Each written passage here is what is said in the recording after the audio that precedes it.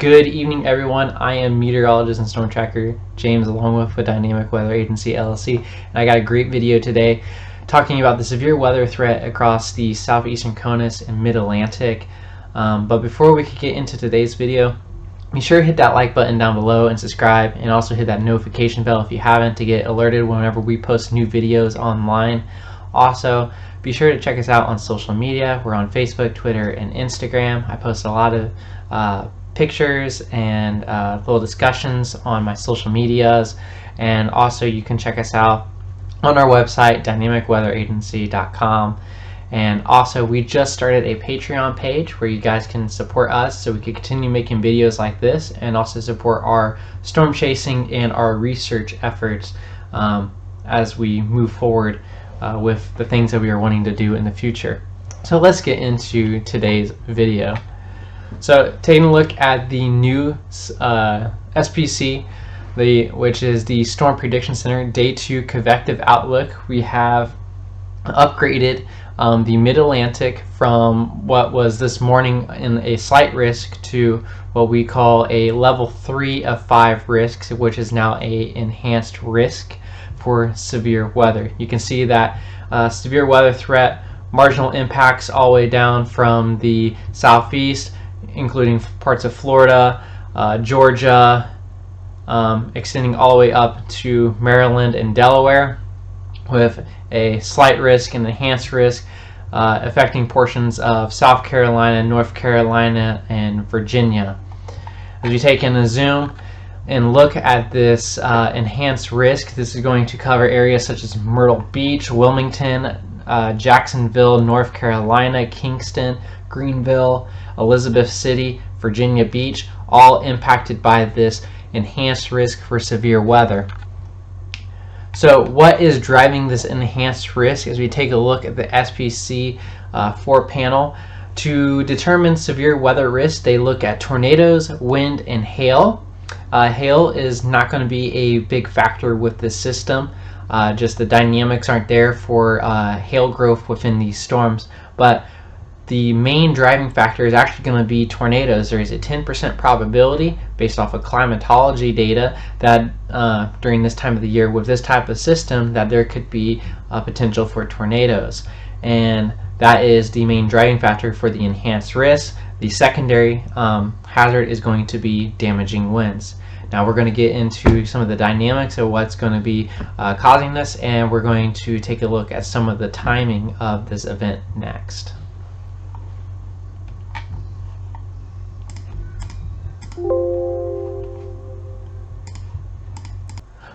So taking a look at the ingredients needed for severe weather is basically the same thing like making a cake. You kind of need all these things, but there's different ways to make a cake. You can have a little bit more of this.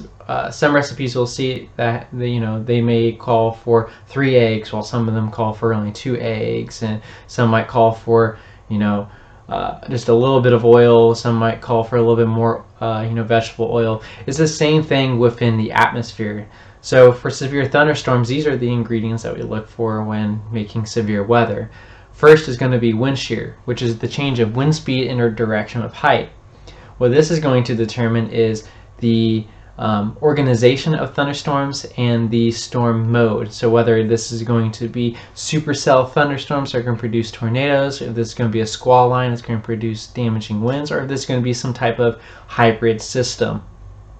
Next thing we're going to need is atmospheric lift. This is going to cause air to rise and form clouds. To get lift, we need to either have intense daytime surface heating, a short wave to move on through, or a strong surface boundary, whether that be a front or a dry line or something like that. The third ingredient we need is instability. Now, to measure instability, we use something called CAPE, which is convective available potential energy. It basically states how much energy is in the atmosphere, because the more energy that a storm could tap into, the stronger this storm could be. And then lastly, moisture. Moisture acts as fuel. You need moisture to create clouds. Alright, so taking a look at the current surface analysis chart, we have this nice cold front draped across parts of the Midwest, stretching down through the Tennessee and Mississippi Valley region. You can also see there's this like wonky pre-existing stationary boundary located across parts of the southern CONUS. This low is going to continue to move off to the north and to the east. This cold front is going to move its way eastward as this strong cold front crosses the Appalachian Mountains region. The low pressure center that was over Wisconsin moved off into Canada, and we see a new low develop as the system gets hung up on the Appalachian Mountains. We're going to see southerly flow within the warm sector, which the warm sector is the area between the warm front that's depicted in red with the little bubbles on it, and the cold front, which is the blue line with the triangles on it. Between that area, you have southerly flow that's going to evac warm, moist air, which is an ingredient needed for severe weather.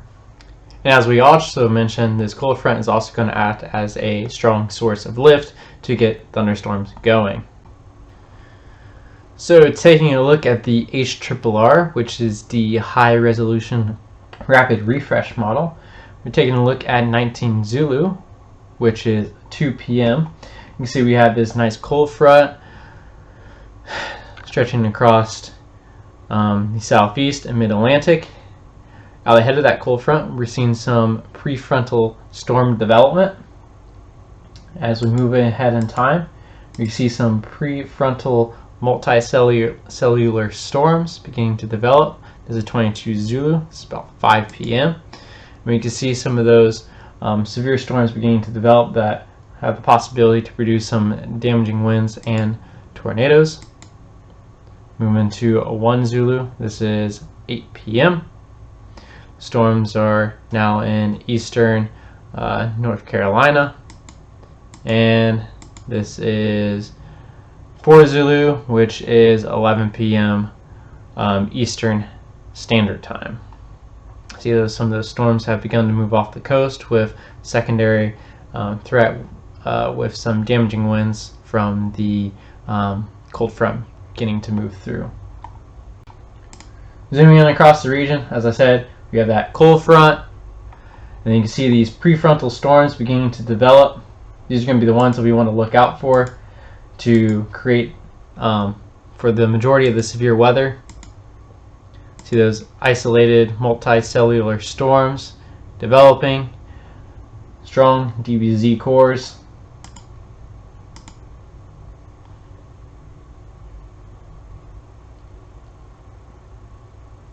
These prefrontal cells are going to be the ones primarily for that will primarily be the concern for tornadoes. The main line is going to be primarily your damaging wind threat. So taking a look at our synoptic analysis, we do have this very strong, deep, upper level trough that's going to be moving into the area. We have some diffluent flow, which is going to create some exhaust over the area, which is needed for thunderstorm development. So taking a look at 500 millibars, now we're looking at our relative vorticity, which is showing spin in the atmosphere, and typically we're trying to look for cyclonic spin because that is what tornadoes are. They are cyclonic rotating columns of air. We see this area of positive vorticity evection moving into parts of South Carolina and North Carolina and Virginia. This is more associated with a shear lobe than actual positive vorticity evection, but this is still a positive vorticity. This is going to contribute to upper air divergence. This is also going to contribute to rising air and upward vertical motion, which is important to severe weather forecasting, as large horizontal vorticity over this region is going to lead to larger helicity values, which we're going to take a look at when we look at our SRH values on our forecast UT here in a little bit. With those large helicity values, that's going to increase the likelihood for tornadoes and the association for supercell thunderstorms to develop, or a multi-cell thunderstorm mode, which is more more likely with some of these prefrontal storms that might start out supercellular and congeal a little bit, as we saw on the radar, the simulated radar reflectivity earlier. All right, so taking a look at surface-based CAPE and crossover winds. So the red bar is our surface winds, 850 millibars, just a little bit higher up in the atmosphere, and 500 millibars is about midway up into the atmosphere. The shaded region is our measure of instability, which is our CAPE, convective available potential energy. Basically is measuring the amount of buoyancy in the atmosphere. If you take a look at that, you can see we have very weak values, typically less than 1,000 joules per kilogram, which is the units that measures that buoyancy and energy in the atmosphere. However, like I said, you know, when it comes to the ingredients of severe weather during this time of the year, due to the lack of instability and intense surface heating, we won't see strong CAPE values. So the system is going to be pretty much driven by the shear and synoptic forcing from the strong front moving across the area. As we look at the winds, we see southeasterly surface winds and more southwesterly winds aloft, which is creating veering in winds. That is indicating directional shear, which is showing turning in the atmosphere. It's going to help with storm organization. Storms are also going to propagate to the north and east due to is going to fall between the 850 and 500 millibar wind flow, typically the 700 millibar wind flow, and storms will probably be moving anywhere around 50 to 60 knots, which is pretty quick. These are going to be pretty quick moving storms. At the surface, we have 15 to 20 knot winds. Then at 500 millibars, at 850 millibars, winds are at about 60 knots, and then at 500 millibars, we see 70 to 80 knot winds moving across the area. And so we got a strong low-level and mid-level jet moving across the area that's going to enhance the movement of flow, kind of creating some extra exhaust over the region. So not only do we have that directional shear, we also have that speed shear that's going to help organize storms.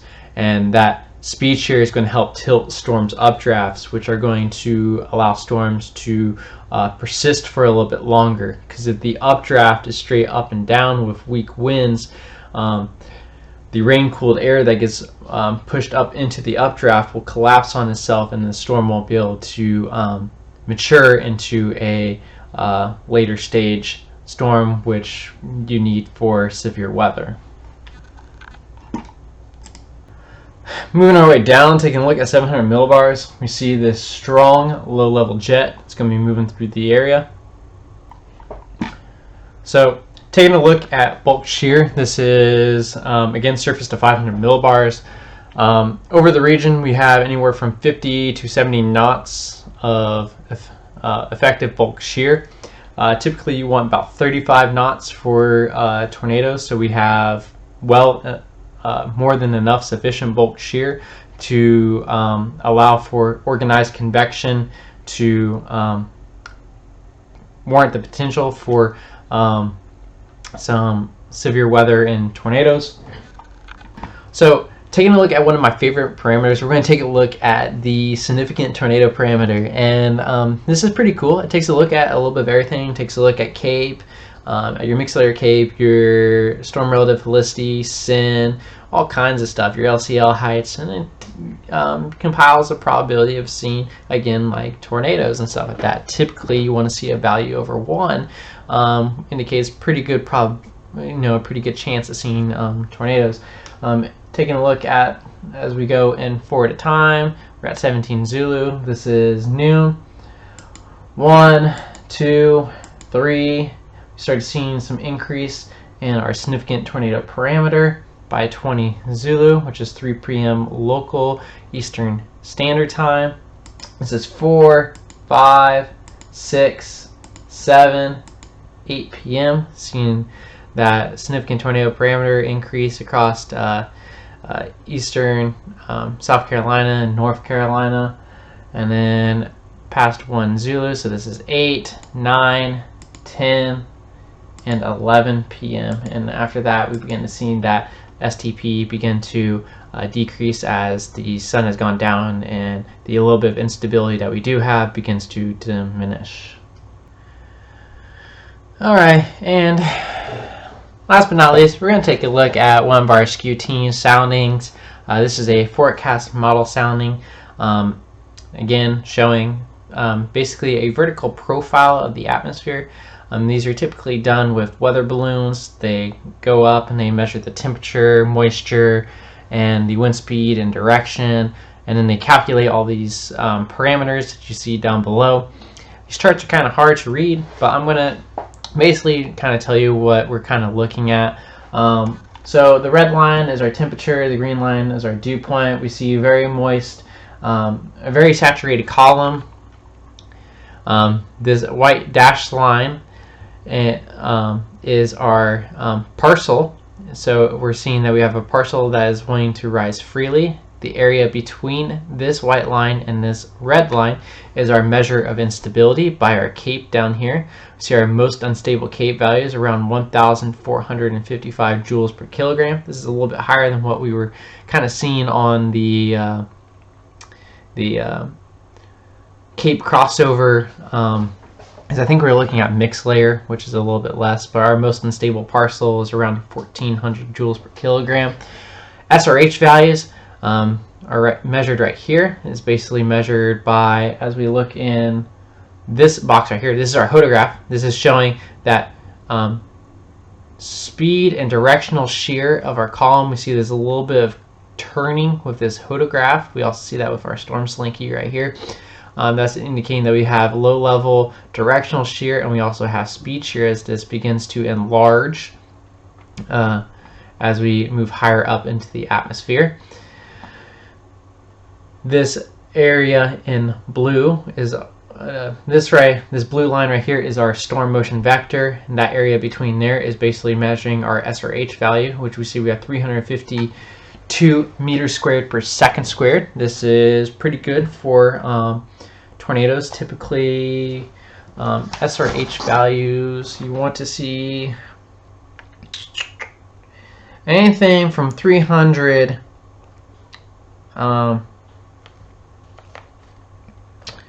so SRH values 150 to about 300 meters squared per second squared. You can expect supercells with tornadoes possible.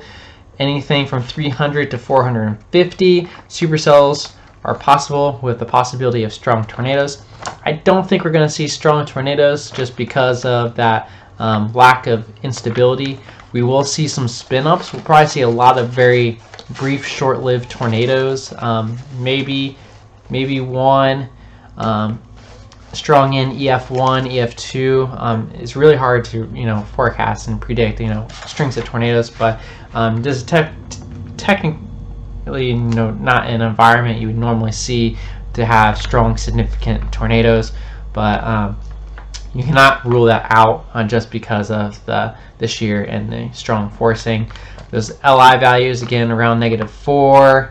Our Lcl heights are relatively low too. Typically you want your Lcl heights under 1,000. We have Lcl heights around 500, 600. So that is pretty good. That's indicating that we have very low cloud bases. So the less the tornado has to work its way down to touch the ground. That surface is 6 kilometer shear. Again, we're seeing 75 knots right there. That's significant. We only need about 35 knots just to get supercells. Our 0 to 1 kilometer shear, we want to see 15 to 25 knots. We're at 51 knots. So yeah, this is definitely an environment that is conducive for tornadoes. Like I said, instability is going to be that limiting factor. If we do see about 1,000 to 1,500 joules per kilogram, that should be sufficient instability again to allow some robust storms. But again, that synoptic forcing and that shear is going to be the primary driving forces for this. I want to thank you guys for checking out today's video, but before we let you guys go, here's just some severe weather safety tips. Before you enter your shelter, having a bicycle helmet I find is one of the best things you can have, because most deaths due to tornadoes are actually from blunt force trauma, and much of that could be prevented if people had a way to protect their head. For tornado safety, stay away from windows. Glass can shatter. Go to the basement or most interior room of your house. If you can, abandon cars or mobile homes. But again, do whatever you can do to protect yourself. Abandon your car because you might not be able to tell the direction or how fast the tornado is moving. These storms are going to be moving pretty quick tomorrow, around 60 to 70 miles an hour. So those are going to be some very fast moving storms according to the mid-level flow that we have moving through there. You're best to just get out of your car and lie down in a ditch. Again, please don't block underpasses. Winds can actually channel through those underpasses, and they will increase in wind speeds and actually be stronger than the actual tornado. You're also creating a road hazard doing that. Another thing, know the difference between a watch and a warning. A watch means conditions are favorable for the development of severe weather and or tornadoes. You should always be prepared in a watch, but when there is a warning issued, that means the severe weather is actually occurring or imminent and that you should take action now.